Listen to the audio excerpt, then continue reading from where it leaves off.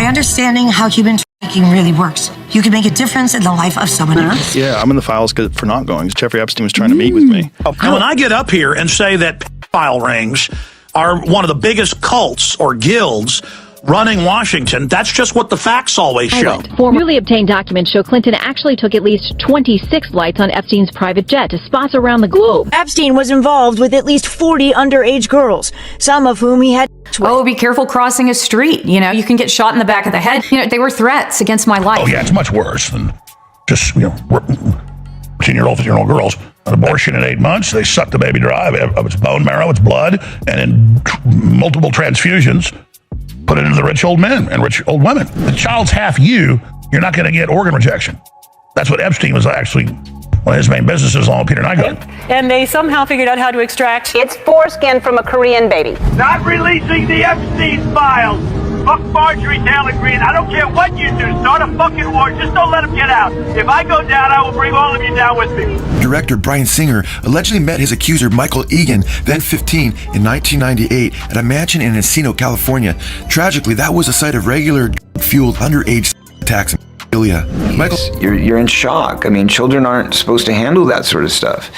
Other people know. A lot of people know. They're still working, they're still out there, and they're some of the richest, most powerful people in this business. Was that an accident? I didn't get dressed up. Who did? There is no me. There's no you. No. We're not here. This is a dream? There's just things happening. You don't know what that is. I have no idea. You don't know. Jimmy Fallon doesn't know. David Letterman doesn't know. We don't know. All the comics and show business don't know what this is. Imagine sitting in your living room drinking coffee and watching a lighthearted morning talk show. The host is dancing, the audience is laughing, and everything seems perfect. But what if that very stage was actually a recruiting ground for a dark elite network? For years, we've been told that certain rumors were just conspiracy theories. But as the files finally begin to crack open, we're realizing that the warnings were there all along. They were hidden in jokes, tucked away in awkward interviews, and screamed by people who were eventually silenced. Today, we're peeling back the glittery curtain of Hollywood to look at 10 celebrities who tried to warn us about the connection between the industry's biggest names and the dark world of elite predatory rings. This isn't just about one man in a private island. It's about a system that was built to protect the powerful and crush anyone who dared to point a finger. The Ellen situation. Yeah. People found out that Ellen was mean, and all these people came out and said, Ellen's actually a bitch. And then we're like, whoa, can't believe it. And she lost everything. She fell apart, disappeared, because people found out that this character that she was portraying in a half an hour on a television show is not really who she was. My buddy Greg, who was one of her writers, was like, she's a piece of shit. And he was like, she's a monster. The story really begins in the mid-90s, long before the world knew the name Jeffrey Epstein. Most people think the investigation started recently, but the truth is much more unsettling. In 1996, a young artist named Maria Farmer became the first person to officially report the bad things happening at the hands of Epstein and his partner, Ghislaine Mano. She went to the FBI with everything: flight logs, eyewitness testimony, and proof that a network was being run. But instead of an arrest, there was a burial. The investigation was put in a bottom drawer and ignored. Even worse, it's alleged that someone within the FBI actually called Epstein to tell him that Maria was talking. This set a terrifying pattern for the next 30 years. Maria's career was destroyed, and she was forced into hiding after receiving constant threats against her life. She warned us that the system wasn't just broken, it was working exactly as intended to protect the elite. Maria went to the FBI. It was 1996, and she was the very first victim to officially report Jeffrey Epstein and Ghislaine Maxwell to the authorities. But in a pattern that would be set in the decades ahead, her complaint was ignored. They just kept it all quiet, put it in the bottom drawer. And they were so dismissive that I just felt daunted and I stopped. But by going to police, Maria felt the full force of Maxwell's fury. Terrified, Maria went into hiding and gave up her art career. What sort of threats has she made against you? Originally, it started with things like, I'm going to burn your art. And then I'm going to burn your career. And then I'm going to burn you and the house you live in. And then it was, oh, be careful crossing a street. You can get shot in the back of the head. They were threats against my life. As the network grew, it needed more than just money. It needed a shield of celebrity influence. This is where the biggest podcaster in the world, Joe Rogan, enters the picture. Years before the official fallout, Joe received a warning from a very loud and controversial source, Alex Jones. While many dismissed the warnings at the time, Joe eventually revealed something that that shocked his listeners. In 2017, a guest on his show, a well-known physicist named Lawrence Krauss, tried to facilitate a meeting between Joe and Epstein. When the emails eventually leaked, the world saw the predatory recruitment in real time. Epstein was heard saying he thought Joe was funny and wanted an intro. When Joe declined, the offer was sweetened with a dinner involving Woody Allen. Mainly in key positions is files. You're saying, okay, you're taking this out of context, government loves us. Where do you think the go? And when I get up here and say that pedophile rings are one of the biggest cults or guilds running Washington, that's just what the facts always show. Former President Bill Clinton had a friendly relationship with Jeffrey Epstein, a prominent businessman who went to jail as part of a plea deal he reached while being investigated amid allegations he was a pedophile who had with scores of underage girls and used his staff to procure the victims. Previous accounts stated Clinton flew with Epstein on his private jet 11 times. A jet accusers say was equipped for sex with underage victims and was used to travel to Epstein's private island nicknamed G Island. Newly obtained documents show Clinton actually took at least 26 flights on Epstein's private jet to spots around the globe. Epstein was involved with at least 40 underage girls, some of whom he had sex with. Can you comment on the allegations of your connection with Jeffrey Epstein?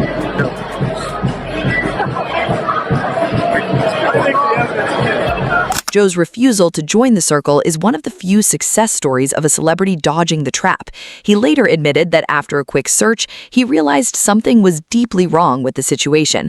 But the emails suggest a darker reality, that Epstein was actively trying to intoxicate influential people by surrounding them with Nobel Prize winners, professors, and A-list stars. The goal was simple. If you're seen eating dinner with the most respected people on earth, no one will believe the accusations against you. It was a masterpiece of social engineering, and it worked for decades. Joe's brush with the network shows how close they were to compromising every major voice in media. But while Joe said no, others were allegedly much more welcoming. I'm in the files for not going. Huh? Yeah, I'm in the files for not going. Jeffrey Epstein was trying to meet with me.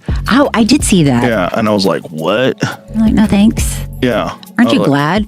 Yeah, but I would have never went anyway. It's not even a possibility that I would have went. But especially after I'd Googled him. I was like, what the f*** are you talking about? This was like 2017. One of my guests was trying to get me to meet him. I was like, you high? Like, what the f*** are you talking about? For what reason would you? What would be... If I was a guy who was like sucking up to the rich and powerful, if I was really interested in hanging out with rich and powerful people. It's crazy. That's so crazy. But yeah, some people get intoxicated by being in a circle of rich and powerful people, even if they're not, like, they don't even have any ambitions of being one of those people. They just want to be around them. They want to be around Nobel Prize winners. And because this guy what he was doing was very clever in that he was getting all of these very powerful and very respected people together. Yeah. And you would figure like, oh, it's if safe. that guy's there, if that lady's Clinton's there. here. This is fine. Right. Clinton's here. How could this be bad? Yeah. Look, it's Steven Pinker. How could this be bad? Yeah. He's a genius. Like, and so you would go, I would imagine, you would go to these, because there's people that went to these, like, he had parties in New York, like, he brought in celebrities and comedians. Didn't Louis Black get invited to one of those? I think he's talked about it. I know Chelsea Handler went to one of them. It's like he would bring all these people in, and he'd like to be around famous people and entertainers and a lot of intellectuals and professors. And Noam Chomsky was famously deeply involved. One of the most recognizable names in television, the queen of nice herself, Ellen DeGeneres, has found her name dragged into the center of these speculations. For years, her show was the gold standard for celebrity culture, but behind the scenes, a different story was brewing. Rumors began to circulate that Ellen wasn't just a host, but a gatekeeper. Some investigative reporters have alleged that she used her massive platform to scout and recruit young upcoming stars for the very elites Maria Farmer warned us about. But the most hiding in plain sight moment happened during an interview with Sandra Bullock. In a clip that has since gone viral for all the wrong reasons, Ellen and Sandra discussed a specific facial treatment they were obsessed with. They laughed as they described a process involving microneedling and a serum derived from the skin of Korean babies.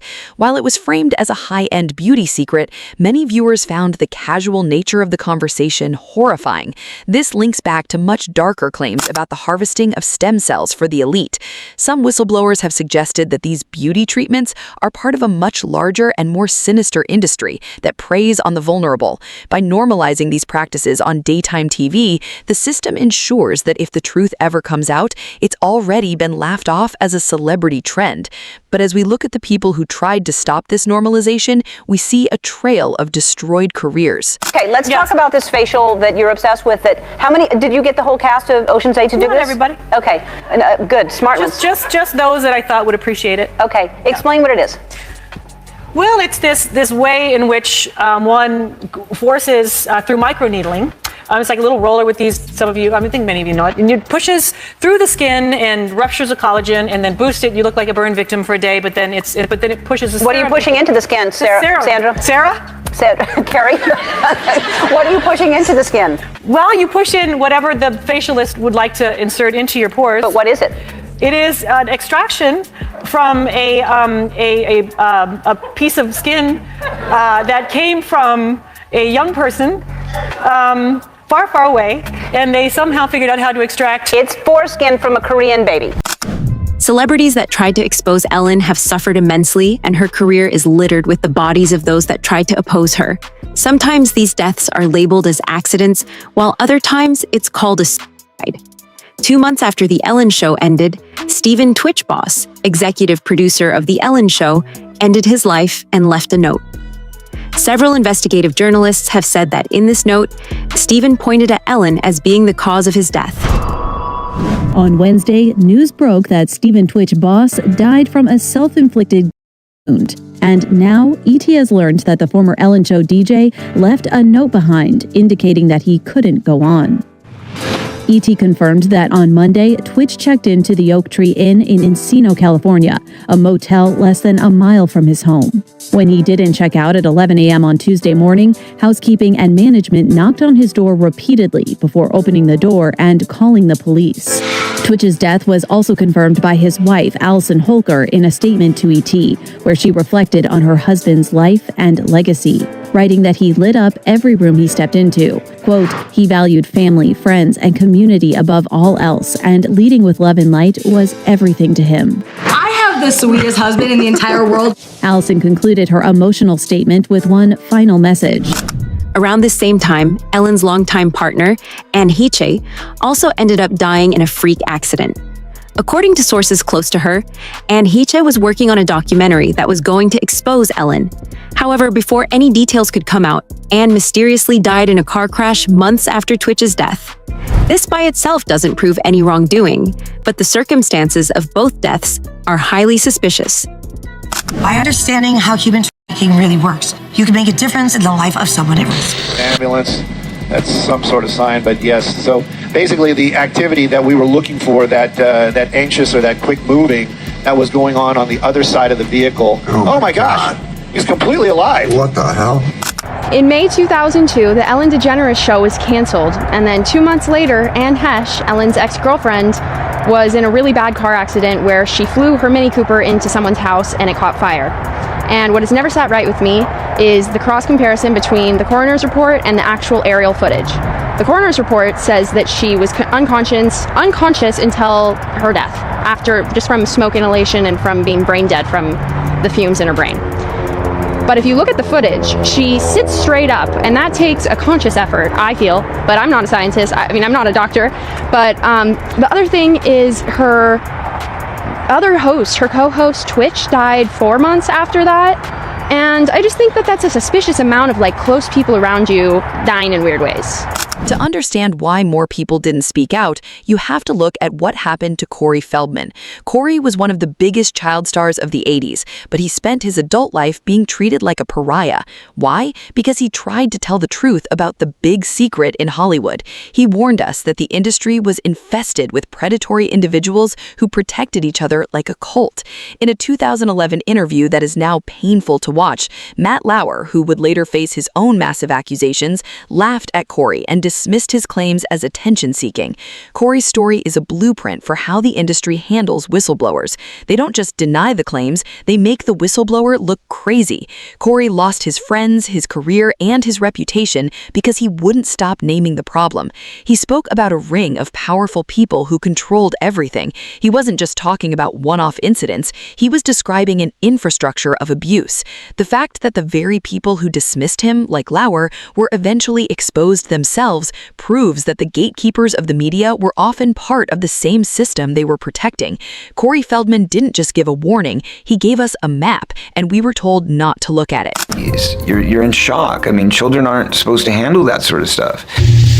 I can tell you that the number one problem in Hollywood was and is and always will be pedophilia. Nobody talks about pedophilia. It's the big secret. And it's widespread? Oh, yeah. I was surrounded by them. For years now, as evidenced on Nightline in 2011, Corey Feldman has been claiming that he and his good friend, the late Corey Haim, were victims of molestation when they were young actors. Last year, he opened up to our Alex Hudgens. Kids are scared. You know, kids don't think I'm going to go. First of all, for me, the person that was doing it to me the most, you know, well, I mean, I could say that the two people that did it to me were both close friends of mine, or so I thought. Feldman claims Haim endured more than him. In his book Choreography, he alleges that Haim was raped on the set of the 1986 film Lucas. The following year, 1987, their film The Lost Boys came out. It was when we were both on the set of Lost Boys that, you know, things were happening to both of us, you know, not from anyone on the set, I clear that out, but, you know, outside elements. How did people not know when these are two, or did they know and they just weren't doing anything about it? I mean, I know he told a lot of people. That's the thing that's so upsetting to me. It's not like it's just me that knows this story.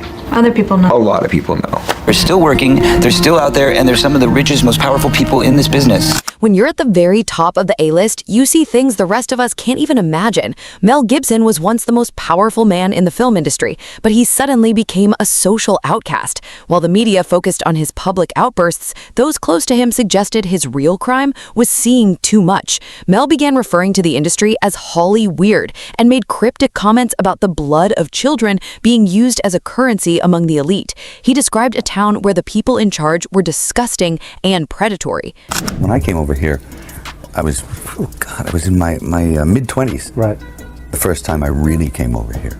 You know, I had a whole bunch of weird paranoid suspicions about what the hell was going on because there was a lot of stuff I couldn't understand. Right. And nobody was really bothering to explain it to me. They don't. And and I formed a bunch of opinions about the town and about the people in it that were like, surely that couldn't be, because a whole place can't be like, you know, Weird Town, you know, where the stranger wanders in and all the people are in the bar and they all shut up when he looks at them and they tell you don't go to the house on the hill, and it's like that. And then you go away and you think, no, I was wrong. I mean, that's insane thinking. I'm paranoid. I imagined that stuff. That couldn't be the reason for why so-and-so was acting like, could it? And then you find out later on the track that you were exactly on track with a lot of this stuff. Not specifically on track, but that you could, that some of your worst nightmares were real at the time, and you think... I had a gut full of the whole industry. I mean, it's a very strange place, Holly Weirdwood. Mel's reaction wasn't just to speak out, it was to get out. He essentially quit the mainstream industry, moved to Australia, and started a new life away from the house on the hill. He warned that Hollywood is a place where you are sacrificed for the sake of the narrative. When the biggest name in the business tells you that the industry is rotten to the core, people usually listen, unless the media machine is successful in painting that person as unstable. Mel's transition from the golden boy of the Oscars to a shunned whistleblower is one of the most dramatic examples of the price you pay for speaking against the cult. He saw the stranger in the bar dynamic firsthand, where everyone shuts up the moment an outsider asks the wrong question. But it's an odd place. And you imagine all these horror stories there that you think, boy, it seems as if I'm being sacrificed over here. No, that couldn't be true. And then you realize that it is true. And you have to, I just left for a while and took a couple of years off, bought a place down in Australia and started digging holes and putting up fences and birthing cattle and all this kind of stuff. And it was fun, you know, it was fun. It was great, and it was a good breather, you know. Yeah. Jim Carrey is another figure who has used his public appearances to scream the truth under the guise of comedy. Ever since his first big hits, Jim has been increasingly vocal about the meaninglessness of Hollywood, but it's his more recent behavior that has raised eyebrows. During a red carpet interview at a Harper's Bazaar event, he circled the reporter and told her that there is no me, and that the entire event was the lowest aiming possibility for humanity. People called it a midlife crisis, but others saw it as a man who had finally seen behind the curtain and couldn't pretend anymore. Sure, you're wandering the streets? You need a date to the party? What's up? No. I'm doing just fine. I just, there's no meaning to any of this. So I wanted to find the most meaningless thing that I could come to and join, and here I am. They're celebrating. You got to admit it's completely meaningless. Well, they say they're celebrating icons inside. Celebrating icons, boy, that is just the absolute lowest aiming, possibility that we could come up with. It's like icons. Do you believe in icons? I don't believe in personalities. I don't believe that you exist, but there is a wonderful fragrance in the air. You don't believe certain icons have the power to make change, to think differently, to be bold, to inspire others? Artistry? You're one of them. On the good foot. Ha! Yeah. You shut it down now. Yeah, no, I don't believe in icons. I don't believe in personalities. I believe that peace lies beyond personality, beyond invention and disguise, beyond the red S that you wear on your chest that makes bullets bounce off. I believe that it's deeper than that. I believe we're a field of energy dancing for itself. And I don't care. But Jim, you got really dressed up for the occasion. You look good. No, I didn't. Was that an accident? I didn't get dressed up. Who did? There is no me. There's no you. No. We're not here. This is a dream? There's just things happening. Perhaps his most direct warning came during an appearance on Jimmy Fallon. Jim walked onto the stage making a very specific triangle sign with his hands and tongue, a symbol often associated with the Illuminati. He told the audience that he was there to blow the lid off, and that talk show hosts were hired by the government to keep the public happy and docile, so they wouldn't notice what the elites were doing in the woods. While Fallon tried to laugh it off, Jim's face remained dead serious. He warned that we are being turned into consumer drones, while a select group of criminals runs the show behind the scenes. Like Mel Gibson, Jim has largely stepped away from the spotlight, claiming he's done enough. When the funniest men in the world stop laughing, we should probably start paying attention.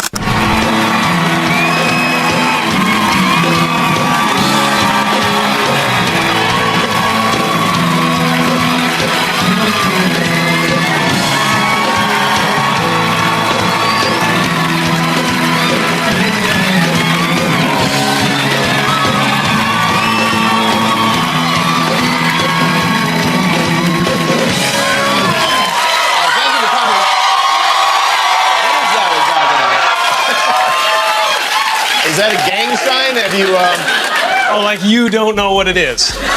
You don't know what that is. I have no idea. You don't know. Jimmy Fallon doesn't know. David Letterman doesn't know. We don't know. All the comics and show business don't know what this is. Right? Yeah. What is it? Come on, Jimmy. Seriously, the time is up. People are hip to this kind of stuff. I'm here tonight to blow the lid off it, to be the whistleblower. I'm sick and tired of the secrets and the lies. It is the secret symbol of the Illuminati, and you're a part of it, and it is the all-mocking tongue.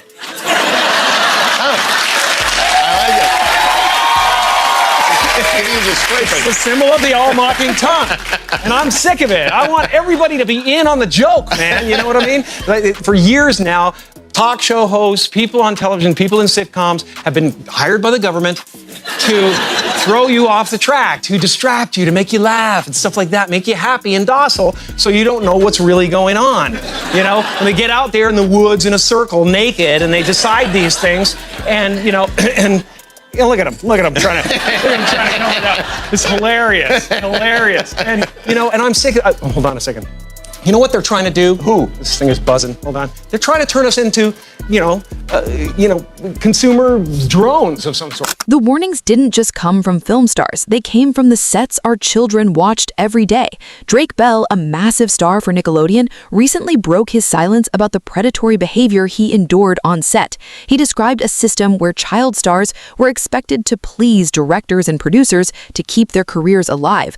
Even more disturbing was his claim that some parents were essentially essentially paid to stay quiet. This reveals that the network isn't just about high-level billionaires, it's a pipeline that starts at the very bottom of the entertainment industry.